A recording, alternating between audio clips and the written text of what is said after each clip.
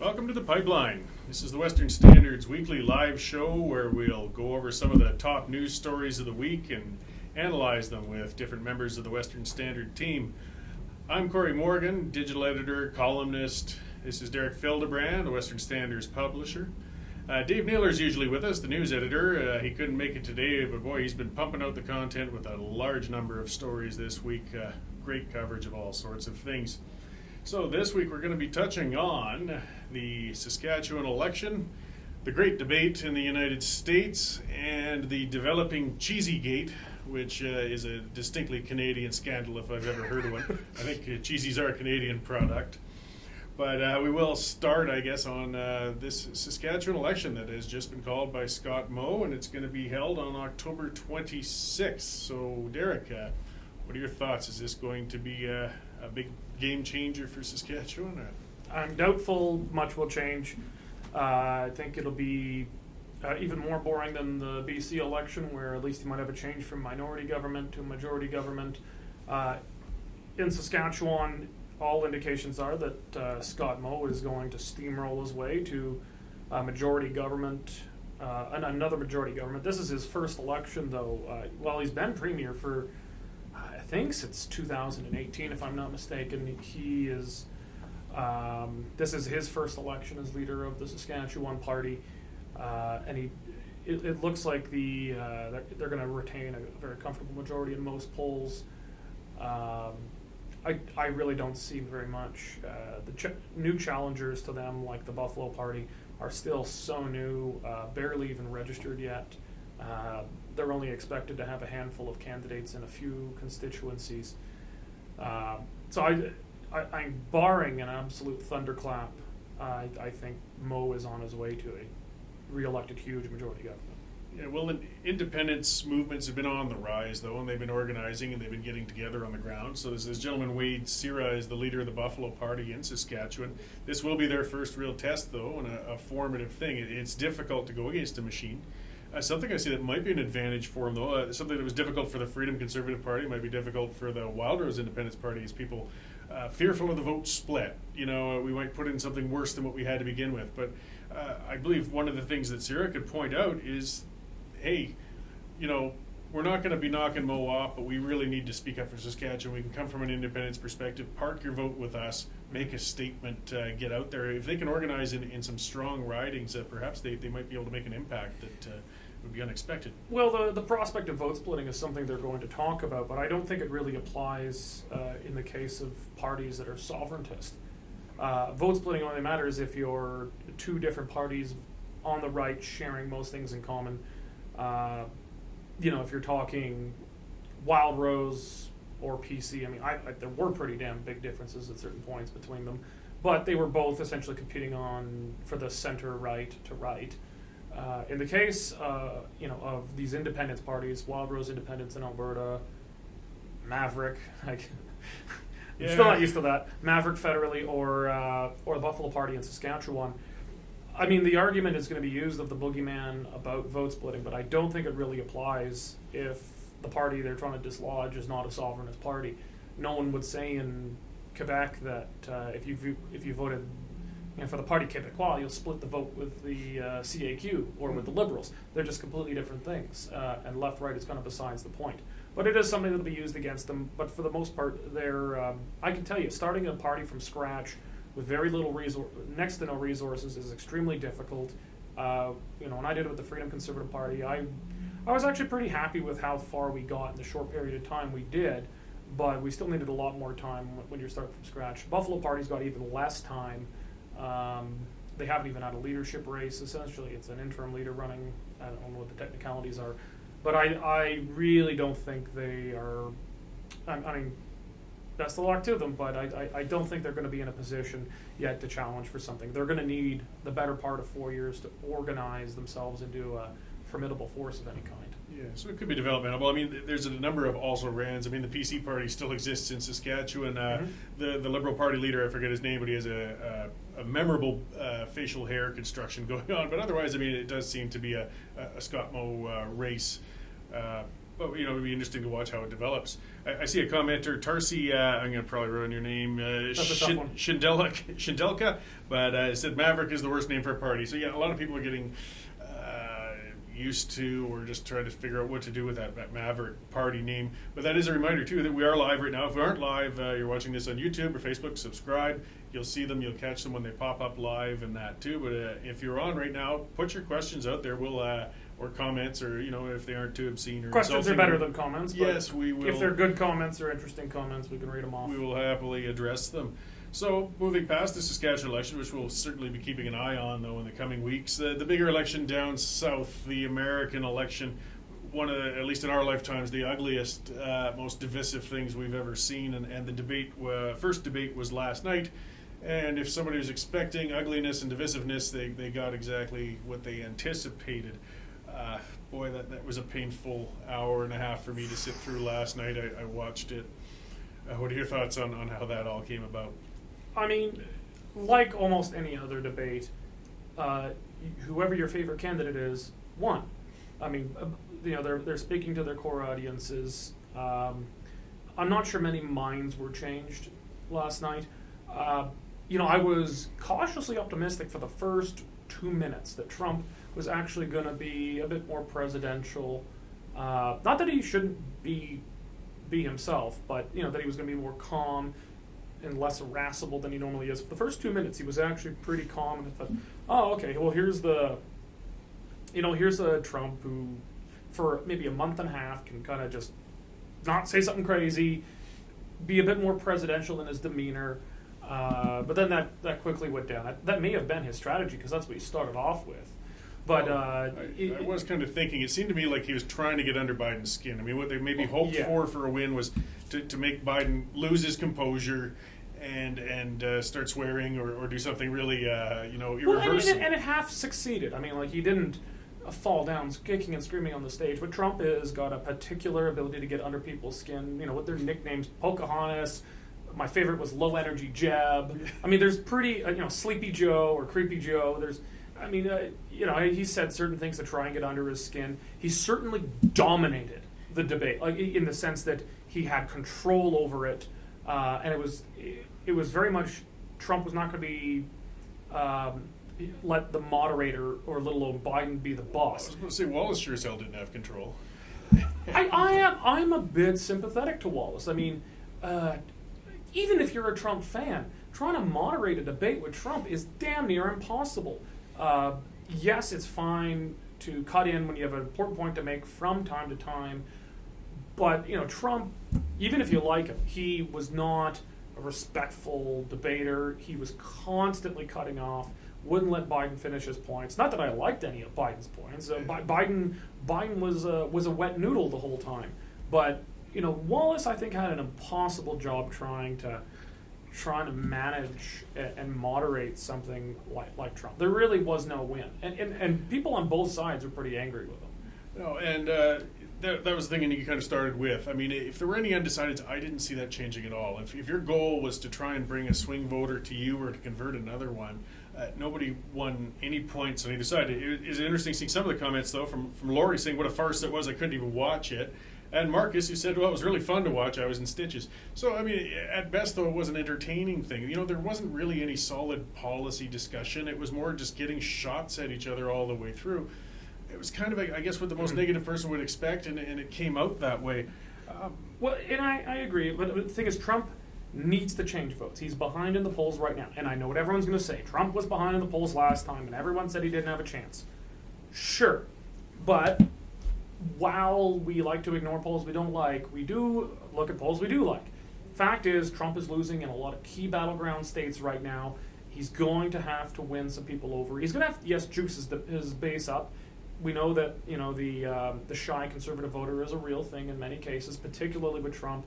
If you're in polite, fancy society, saying I'm voting for Trump at a cocktail party is like farting in the middle of the room and not even saying excuse me. So yeah, there's a lot of he's probably better than some of the polls are saying, but he's going to have to make up some ground, and a draw is just not good enough for Trump.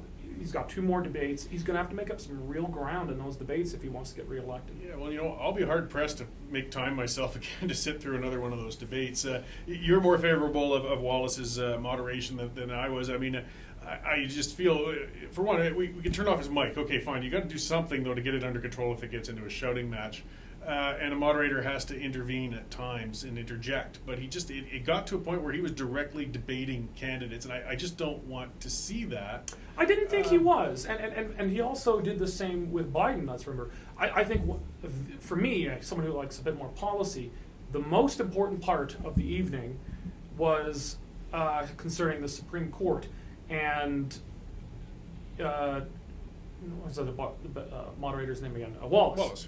Wallace asked Biden if he was going to, would he categorically say he would not do what some people in the Democratic Party have said, which is appoint, seemingly unconstitutionally, more Supreme Court justices on top of the 9, essentially making the Supreme Court useless. You may as well appoint 1,000 people, then stack it for all time. Yeah. And Biden, normally when a politician doesn't want to answer a question, they answer the question they wish they were asked, not the one they were. So you give a bullshit answer, answering something different. So at least you're saying something. Biden, though, I mean, he's barely holding things together inside his head. He said, "I'm not going to answer your question because I don't think it's a good question." And to his credit, Wallace challenged Biden on that too. Wallace had people on both sides angry. He challenged. I don't think he was debating though. I think when candidates were not answering the questions, which both of them did at times. Trump was asked, will you condemn white supremacists? His answer was he did end up condemning him, but it was a bit loopy at first. He pressed him on that, but he did the same thing with Biden on the adding bizarre 10th, 11th, 12th Supreme Court justices. So I really don't think there was any way a moderator was going to come out of that debate with both sides happy.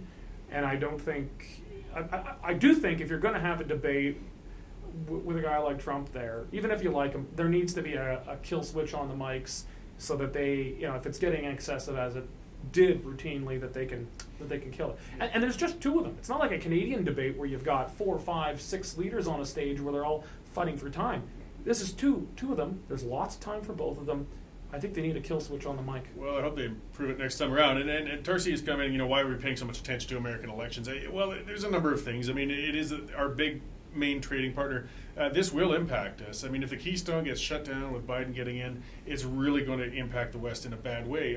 Trump, at least supportive of things like a rail line to Alaska. These are things, if we want to look on a pure economic sense, whoever wins this is going to impact Alberta, and it would probably be better for Alberta if Trump wins than not. Well, undoubtedly, even though polls are showing most Albertans would prefer Biden, well, that's always the case. Canadians always prefer the Democrat because the Republicans are the more traditionally nationalist party, and why would someone not in that nation support the Nationalist Party?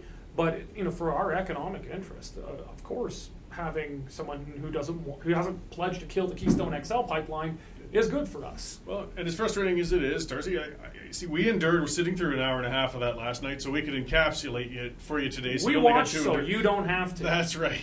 Just as Justin's taken on debt, so we don't have to. Yeah. So we will get on to something more domestic, though, and that is Cheeziegate. So, okay, I guess it came from a town hall meeting. MLA for Lac St. Anne, I believe it is, Shane Getson, had spoken at a town hall meeting, and he referred to some people on CERN potentially eating cheesies and watching cartoons with that money.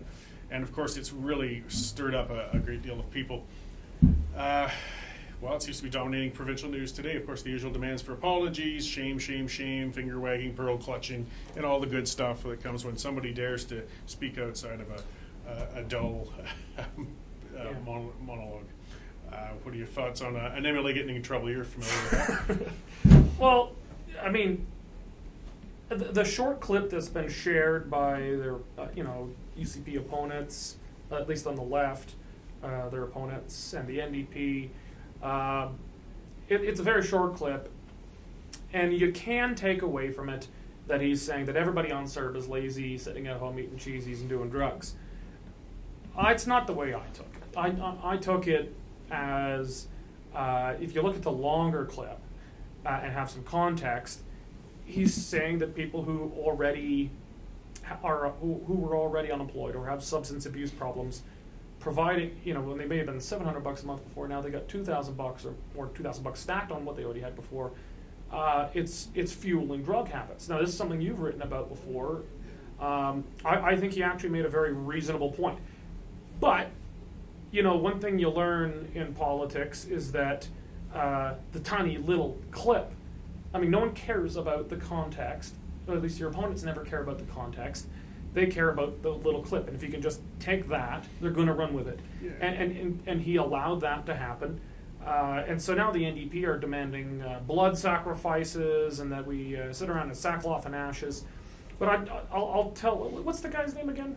That was Shane Getson. Shane Getson. Well, Shane, if you're watching, let me give you some advice as someone who's been a controversial figure before. Don't apologize to the bastards. It'll just feed them. They'll just want more. It will never be good enough. Only apologize if you've genuinely screwed up. If it's just some media controversy because they want to run with it, they don't care about you. They just want to make you a sacrificial lamb to make your party look bad. So I would not apologize. I would double down. That being said, that'd be unpopular with your leader and whatnot, because they want you to shut up. They want MLAs in the backbench to shut up and just read the talking points. That's why they're not allowed to say anything original in the House. No, and that's something unfortunate is we'll see more throttling, unfortunately, of our elected members. We need a number of them so they can say all those different points of views. And getting on to CERB, yeah, nobody said that everybody on there is doing that or abusing it, and I am supportive of CERB in the sense that it came in with no questions asked. Unfortunately, because if the government is going to step in and shut everybody out of work, which is what they did, you've got to do something. They got to pay their bills. They got to get their food on the table. They've got to get their vehicle payments, everything. So you don't have time to build some program and have people apply and go through screening and do that. You had to just get it out there fast and get it to them. And most people did it out of necessity, and when they could go back to work, they did. But let's not deceive ourselves. There's a lot of lazy people out there. There are people who will sit on their ass and take it. There are people for whom that was a raise or even just at least a small cut. A small cut, if you're sitting around and doing whatever you want, with 40 hours extra free a week, is a nice thing for some people, people who lack ambition, to have. And to call it out is being realistic and reasonable. It's not insulting everybody, but it's pointing out a real flaw with this program when you're running it in a long run like this. So I sold the restaurant I owned about 5 months ago, just in time. But I'm still in touch with other restaurant owners, and they're having a real hard time getting staff to come back. Mm-hmm. And one, she's juggling cooks because she can't get them, period. But what she could get them to agree to is, as long as they make less than $1,000, I'll come in. So you got like 15 people scheduled, all with these part-time hours, because they just want to make just enough that they don't get their CERB clawed back, but not enough that they lose. Well, we wonder why EI is a big problem in the Maritimes, where there's different rules for qualifying for EI than there is in the West here, and people intentionally want to get laid off at some point. At some point, why would you work for less money than you're going to get from the government? So we've had the same problem here. We're trying to hire salespeople for selling advertising at the Western Standard, and it's all commission. Well, commission for the first little bit, it might be just a little bit over $1,000 until you get rolling. Well, you're going to make more on CERB. So it's making it very difficult for employers. Well, and that's been for a long time. That's been a fundamental problem in Canada, was moving money to the people rather than people to the money. I was in the oil field for 20 years. I'm a surveyor by trade. It was predominantly seismic I worked in, which is very seasonal. Spring comes along, we're all shut down for a while, but you got to get through the winter, until that thaw ends up. And so breakup hits. And a great deal of our workers were Maritimers. Fantastic people, fantastic workers, but there were two different types. There were the ones who moved out to Alberta to make a career and a life, and they did great. And then there were the seasonal ones, and not all of them were necessarily that bad either, but what would happen is before breakup, a large number of them will have made enough days that they qualified for EI, and they would vanish en masse. Not all of them, but I would bet at least a half. Oh, sorry, bye, got to be staying, so I'm heading home. And that would happen, and we'd suddenly short-staffed when we're at our end of the season push. Yep. I don't want to smear all Maritimers. They're fantastic people, great to party with, hard workers when they were out here, the ones who moved here, and the seasonal ones who would stick it out to the end of the season. But let's not blow sunshine up people's asses and pretend that every one of them had a good work ethic. Some of them took full advantage of that, the absolute minimum they had to pull in so that they could take out the maximum when they were And then you add in substance abuse issues. If someone's already staying at home with substance abuse issues and you hand more money, it's actually going to make the problem worse. at the same time, the government shuts down the economy. They got to do something about it. So we're between a bit of a rock and a hard place here. Oh. But I think this is actually, I don't think, a very controversial opinion. It's just that an elected person said it. He said it in a way that made a short clipped soundbite that you can take it out. And you know what? Your opponents will always take you out of context. Sometimes it might be fair, sometimes it might not be. But this is just going to happen. As you get a bit more experience in it, you become more adept at saying things in a crappy politician-y kind of way that draws things out, but can't be clipped into a soundbite that gets you into trouble. That's one reason politicians always sound like a bunch of sock puppets, because you get trained to not actually say anything definitive. You get trained to draw out what you're trying to say over an entire paragraph, like what I'm doing right now. Yeah, start to string out, and it's unfortunate. I mean, I don't like seeing politicians so unrestrained, like Trump, to the point where it's just outright destructive and chaotic, but it can be a little entertaining. But it has to, let them be unrestrained a bit. Speak their minds, speak other people's minds. They're supposed to represent us.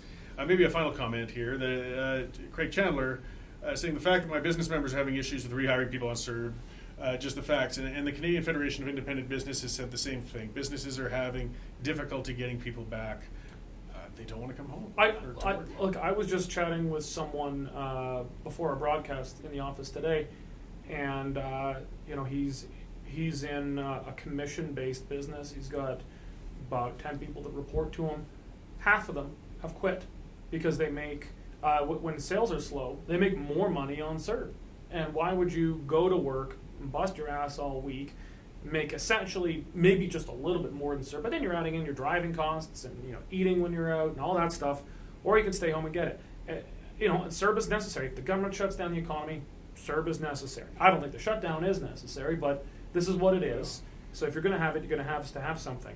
But let's not pretend that it doesn't have perverse impacts on the labor market, and it doesn't have perverse impacts on people who already have substance abuse issues. And I don't think anybody wants to shame the people who are stuck on CERB with no choice. It's the people who have a choice who are still drawing it that they're ones that, yes, you know what, I do want to rub your noses in a little bit. It's hard to distinguish between those sometimes, but a lot of people are just screwed and stuck right now. It's like the old cliche, the best social program is a job, and we need a strong economy in order to do that. So let's find the means to get the people who want to work back to work.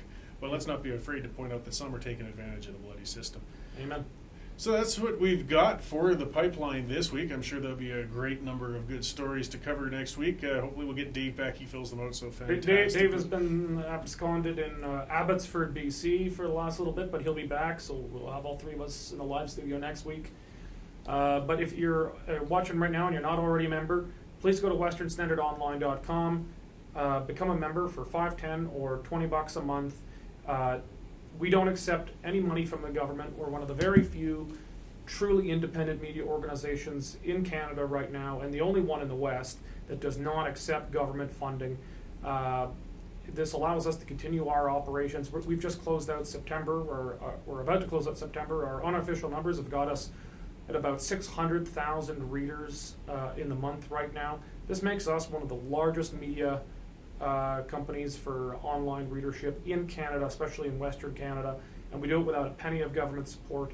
So if you could become a member, go to westernstandardonline.com right now, show your support. Just a few bucks a month ensures that we can have an independent Western media. Share this video. If you found anything we said at all vaguely entertaining or informative, please share the video, get it out, and but yeah, thanks Cory for hosting the show today.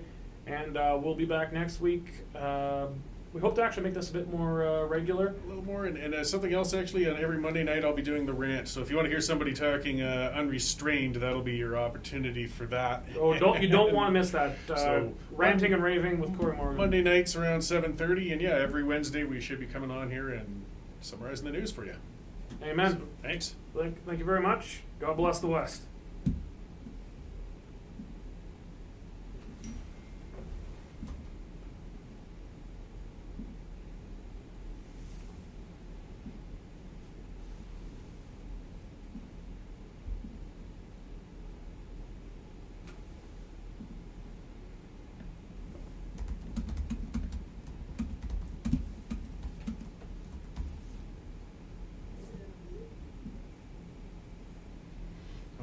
has formally ended. I was still just holding my breath just in case.